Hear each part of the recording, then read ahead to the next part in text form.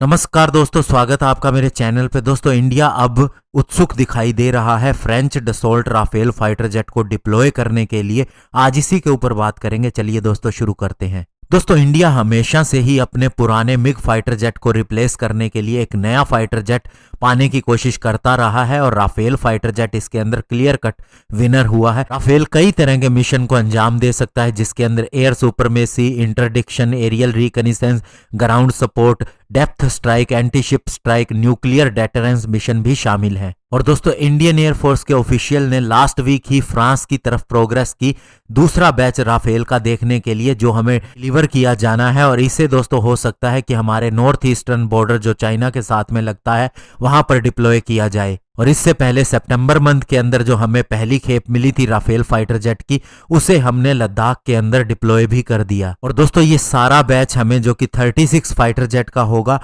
ये 2023 तक मिल सकता है। यानी कि 2023 तक ये पूरी तरह से ऑपरेशनल हो जाएगा।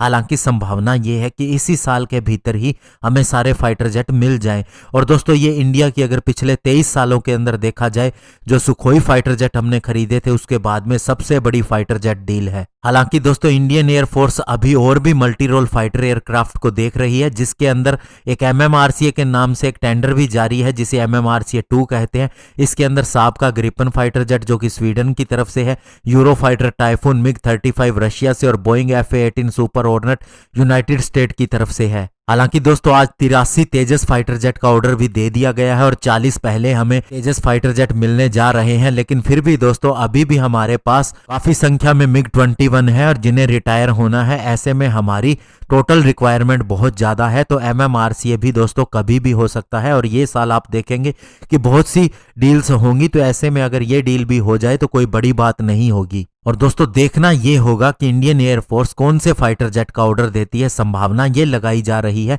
कि राफेल फाइटर जेट का ऑर्डर दिया जा सकता है, क्योंकि फ्रांस से हमें ऑफर भी मिला था कि इसका 100% टेक्नोलॉजी ट्रांसफर हो जाएगा अगर इंडिया इसका और ऑर्डर देता है, और इसे लोकली ही मैन्युफैक्चर किया जाएगा। लेकिन दूसरी तरफ इंडिया का ध्यान यह भी है कि सारे देश 6th जनरेशन फाइटर जेट की तरफ जा रहे हैं। फ्रांस खुद भी ऐसे ही एक प्रोजेक्ट पे काम कर रहा है जर्मनी के साथ में मिलके।